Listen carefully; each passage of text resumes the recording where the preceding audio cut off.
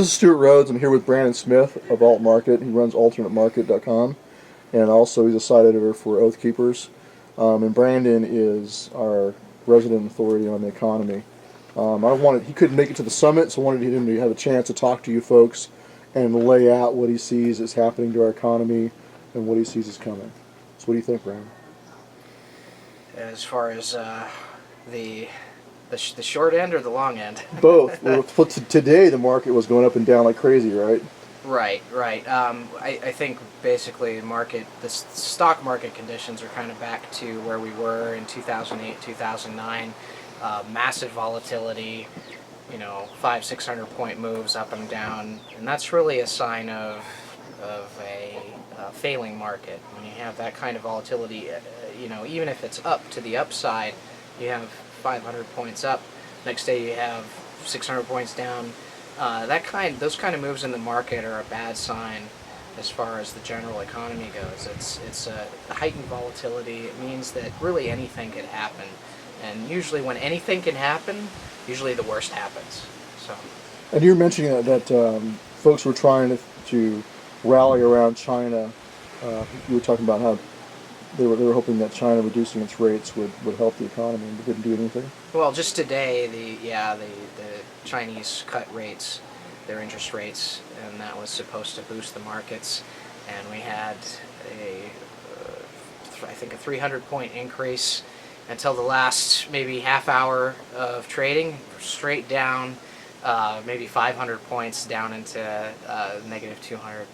So that kind of movement in the markets was totally unexpected by the mainstream. And when you start to see the mainstream get surprised by these movements, especially after years of the Federal Reserve pumping fiat stimulus into the markets, trying to keep them propped up, there's a normalcy bias in the markets now to where everyone expects that the Fed's going to save the day. We've reached the point now where the Fed is not going to save the day, and everyone realizes the Fed's not going to save the day. When the mainstream starts to realize the central banks can't do anything about it, that's when you start to see a collapse. So you think we're at the point where they really can't bail it out anymore? No, I mean, and there's talk in the mainstream news about mainstream financial news that QE4 it should be on the table next, and I don't think the Fed's going to do QE4, honestly. Because there's no point to it. Basically, if they initiate QE4, it's like saying that the past 3 QEs were useless. It's admitting that they did nothing, right? So that's not going to, the point of QE is not to, there's no mechanical purpose to it. It doesn't really do much except give false hope and pump up the psychology of the markets. That's the only thing it does. So if it doesn't do that anymore, then there's no reason for them to initiate QE4. And what that is quantitative easing. Pumping right. False money into the economy. Right. Printing money printing, vast amounts of money printing. So. Which all it does is kick the can down the road. Right. But what is going on this year, we've reached the point where the central banks know, and the markets are starting to realize that they can't kick the can anymore. That's where we're at right now. They can't kick the can anymore. It doesn't matter if they have QE4, QE5, QE infinity. Doesn't matter. The markets are still going to fall. That's exactly what's going to happen. And it might not be fast. It might drag on through, this winter into next year. But you're going to see bites taken out of the market, every week, every month. They're just going to drop. And I know this. I know that that's what's going to happen because already certain media outlets in the mainstream are starting to prepare people for that eventuality. They're starting to tell people, well, this is kind of the new normal. This is the way things are supposed to be. Diminished living standards, falling markets. This is kind of the way things are supposed to be. And, obviously that's not the way things are supposed to be, but they're trying to inoculate everyone to the negative information that's about to come out. Well, they're even telling folks that when the U.S. dollar loses reserve status, that somehow is going to be good for us. Right? Yes, even Bloomberg, New York Times, you're starting to see these major economic outlets talk about, well, maybe the dollar losing world reserve status isn't such a bad thing. Maybe it's a good thing. It'll kick up the manufacturing in the U.S. But that's what they were saying in 2008. They were saying, oh, the dollar drop, that's really gonna kick manufacturing and industry back up in the United States, and it never happened. It took decades for industry to be dismantled in the United States. It's going to take decades to rebuild it. So in the meantime, you're going to have considerable pain and suffering economically. Yeah, so in terms of solutions, I would really recommend people think about the idea of a non-participation principle, which basically says whatever the system provides for you, take back and provide for yourself. And whatever the system refuses to provide for you, you take back and provide for yourself. And basically that leaves the system, if it's a corrupt system, it leaves that system one of two options. Either they, and also if you're successful, it leaves them one of two options. If you're successful, either they have to admit that you're successful, you've come up with a better way of doing things, and they leave you alone and fade into the dustbin of history, or they try to stop you. And if they try to stop you, then number one, obviously you defend yourself. Number two, when they try to stop you, they've given credence to your ideology. They're the clear aggressors. Right, because they become the aggressor. Right. So what you do, basically, you go your own way. You provide for yourself. You become a self-sustaining person or community, neighborhood, community, whatever. And when they try to stop you, then when you defend yourself, all you do is generate support for what you're doing. So it's a lose-lose for them. It's a lose-lose. If you don't follow that principle, if you remain dependent on the system and everything collapses, then they can use your dependency as rationale for controlling you. And that's where we're at right now. We're closing in on that scenario. And that's a great vulnerability, is because Americans they don't have any independent wealth in their own hands. It's real money. They don't have their own food. They don't have their own security. None of those essential elements of life. They don't even have community anymore. A lot of them. A lot of people don't even talk to their neighbors. They don't have friends that they can rely on in a crisis situation. So that's where we are. Like you said, provide the things that they won't provide for you. They're not going to establish a citizens militia, for example, and so we need to do it ourselves. What they will not build that's supposed to be there, they're not going to have a 3-year grain reserve for the population of the United States, even though they know. No, that the in dollar's fact, gonna there's some information just came out that they have no grain reserve now. It used to be a half a loaf of bread or whatever. Now there's zero grain reserve. So if you think that the feds are going to come to your rescue during a crisis, I think you're living in friggin' fantasy land. They're not going to save you. So you need to save yourself. So we need to do all those things ourselves. And something you and I have talked about before is the concept of a liberty trade, having a trade that you can do even in a localized, more primitive economy. Can you talk about that for a minute? Well, the concept of the liberty trade is based on the idea that what are the necessities and essentials in any given society, even during a collapse scenario. And if you can provide one of those necessities to your community, then you're in a real good position to survive regardless of what happens. So you really need to think about, what is necessary, what is needed during a collapse situation. What are people always going to need? And if you can train in that particular area, be it farming or animal heraldry, or welding, or any of that, even in some cases security. Security will be important. So if you are trained in those areas, then you become vastly useful to the community that you're in. and you have the ability to trade those services for whatever you need, right? Right. And when you have a whole community of people producing necessities, then you have what I call a localized community, or self-sustaining community.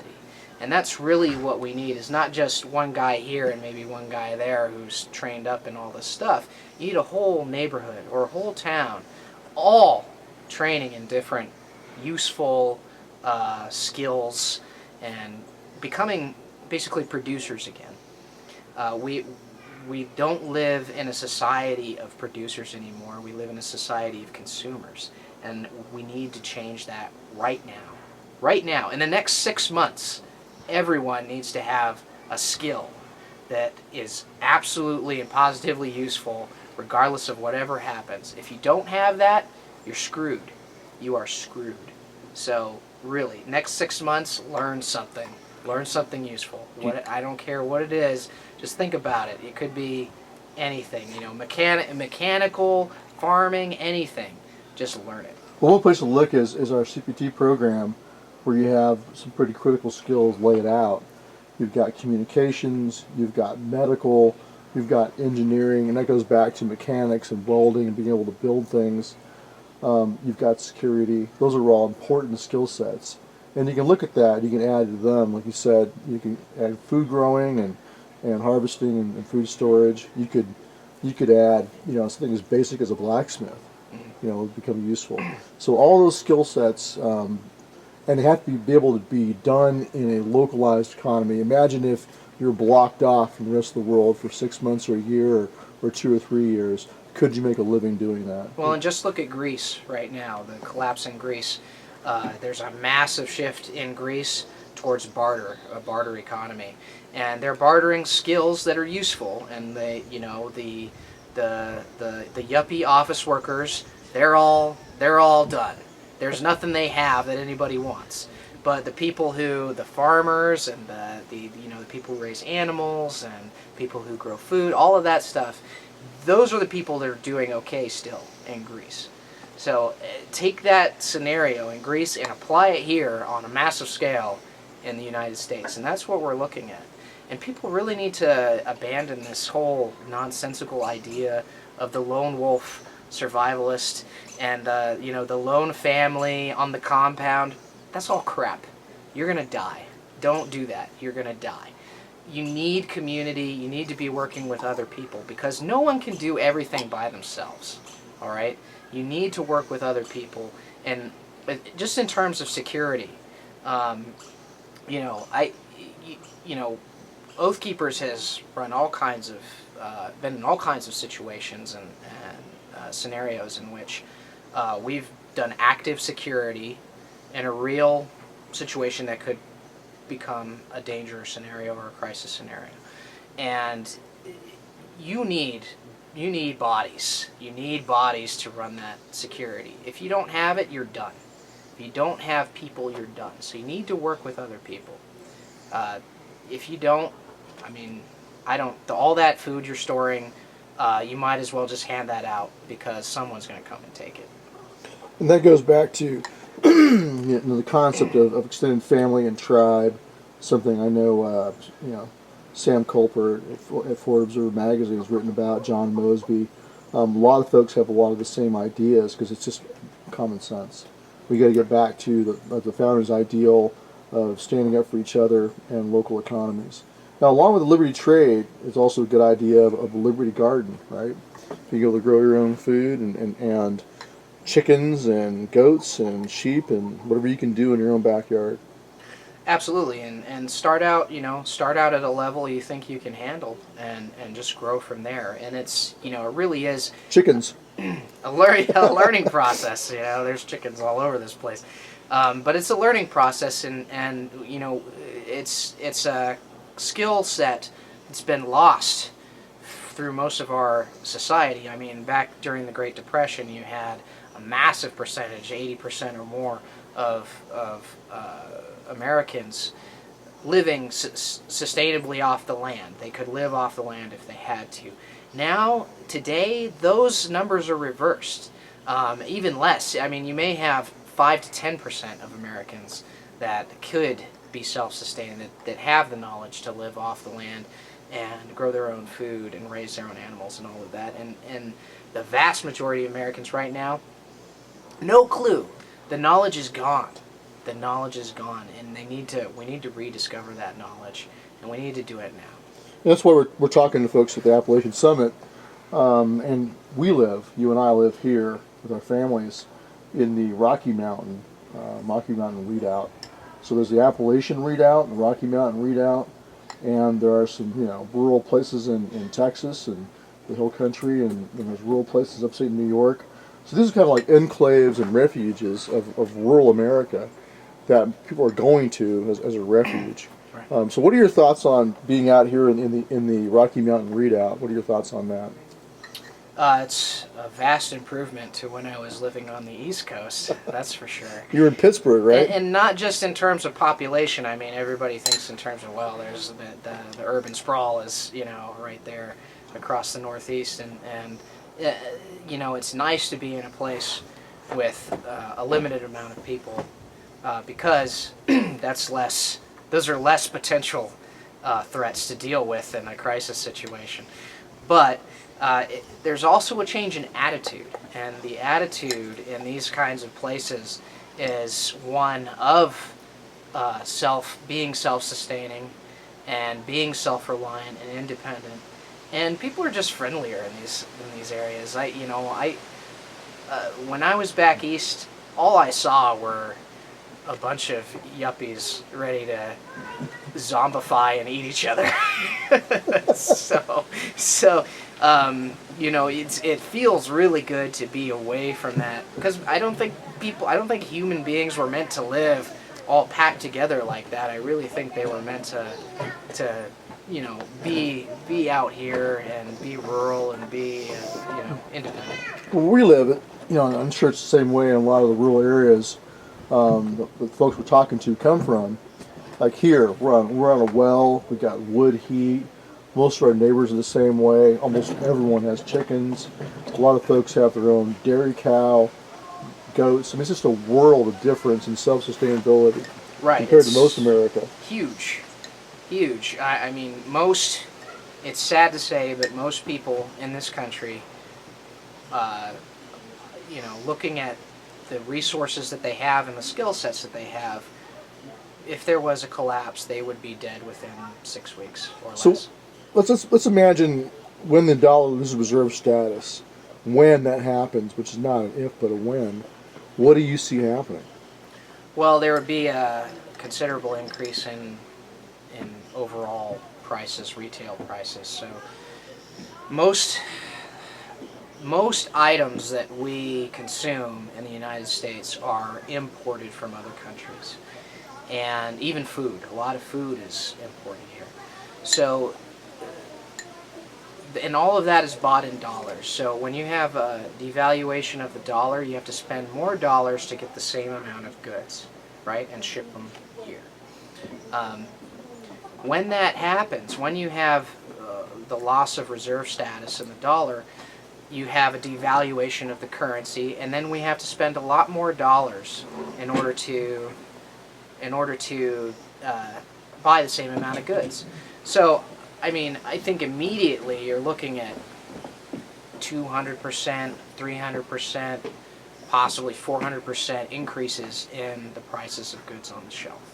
Now, that would, with the reality that we have, consistently falling wages in the United States and, 92 to 93 million people out of work, that's going to devastate this country. If you have, quadrupling of prices, it's just going to devastate everything. And that's even if the government officials are good guys with the best of intentions. Now let's imagine they don't have good intentions and they don't quadruple the EBT card buying power, and they let that kind of chaos.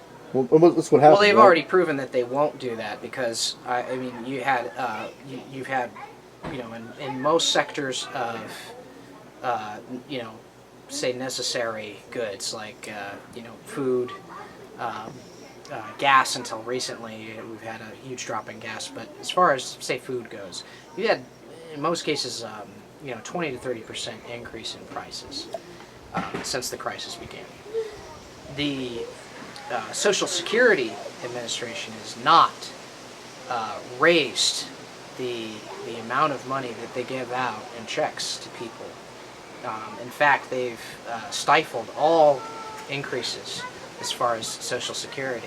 So people are getting the same amount of money from Social Security every month, but the prices keep going up, right? So they're not trying to adapt to the inflationary environment at all, which means they're not going to do that with EBTs or anything else. So it's pretty clear that, like you said, by their intent, not having a food reserve, not increasing the buying power of Social Security or EBT cards, they're sliding us into third world status. They're leaving us very, very vulnerable to basically starvation if this goes bad enough.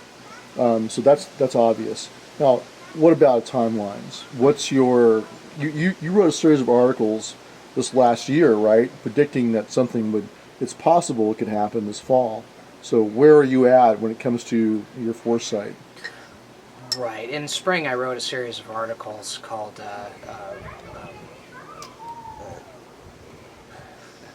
what's it called? It's called We'll start over again. The coming financial collapse, maybe? it's called One Last Look at the Real Economy Before It Implodes. Okay. So take it up from there, Lightning. Okay, so in spring I wrote a series of articles called One Last Look at the Real Economy Before It Implodes, and I talked about the 2014, the year of 2014, how many clear indicators there were that a renewed collapse was about to occur. And I said basically that in 2014, the year of 2014, people should compare that to the year of 2007, right before the derivatives collapse. And in 2015, they should compare that year to 2008, when everything became absolutely obvious. Yes, there is a collapse going on.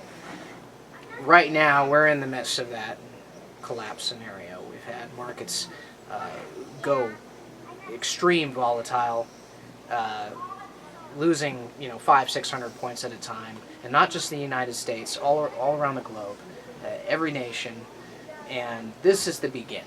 This is the trigger event right now. We're witnessing it right now. And I would say that I'm not going to predict an exact day when it all comes crashing down, but I will say that you need to be prepared. You need to be squared away within the next 6 months. I would say really before the end of the year you need to be squared away. Because we could have a loss of world reserve status for the dollar, right, at really almost any time.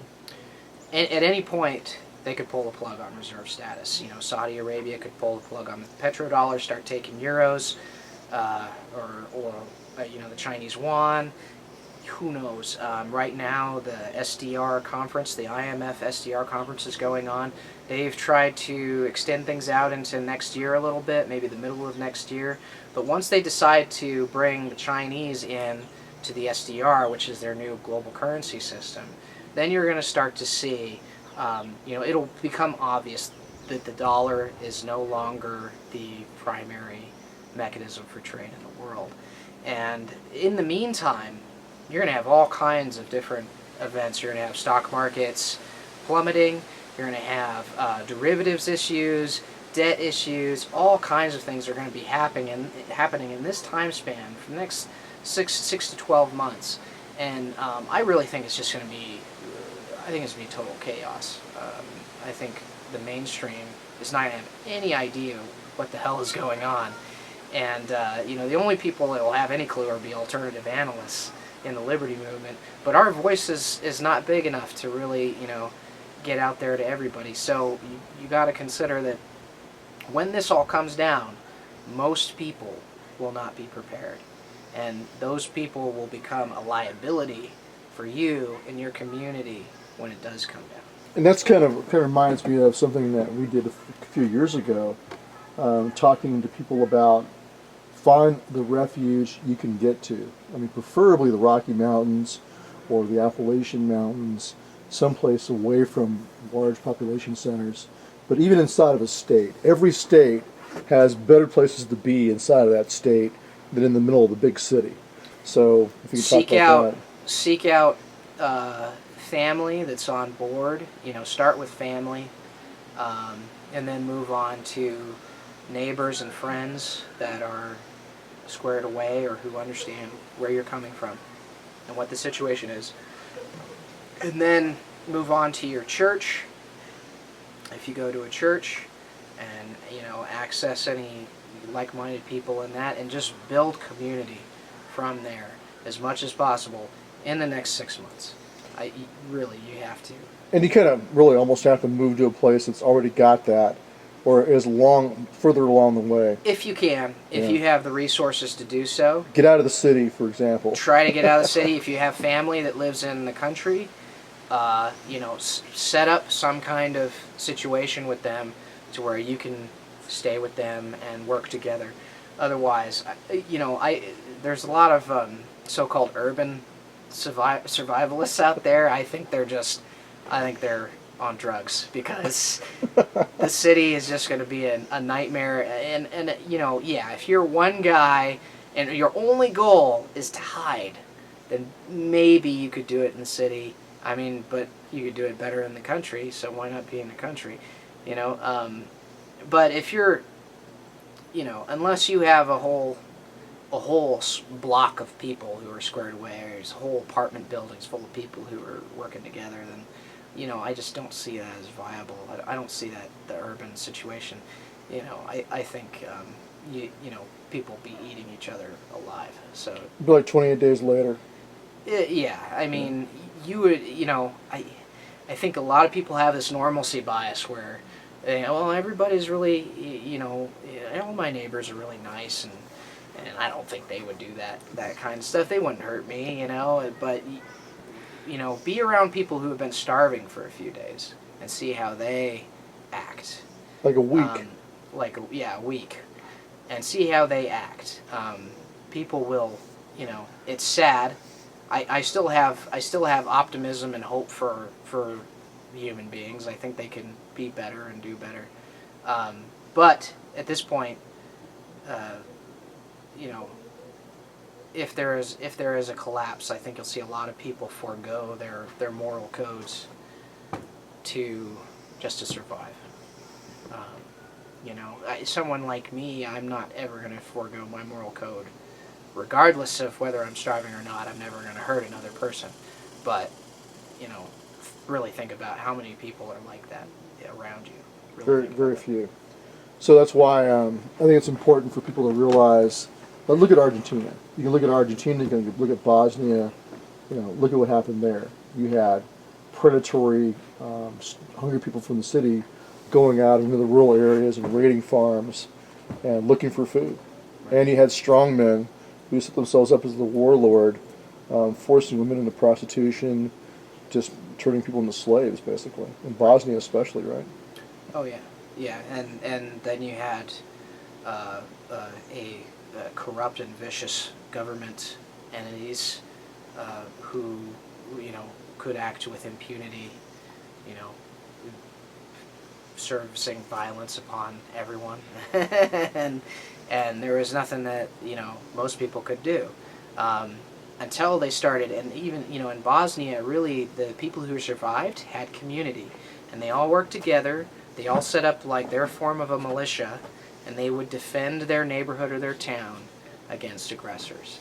Yeah. And those were the people who survived in Bosnia. And took care of each other. And they took care of each other. Because otherwise you're either going to have a warlord, a private warlord, or a government warlord who's going to lord it over you. Right, and don't ever think, really, never assume, some of these hippie, Gandhi complex people who think that it's all, it can all be handled peacefully, nonviolence is the way. Don't listen to that crap. If you're not able to defend yourself effectively, then someone will come and take advantage of you. That is how the world works. So you don't have to be a violent person. You don't have to be a bad guy, but be ready to kick the crap out of the bad guy whenever you need to. Otherwise, you're done. You're done.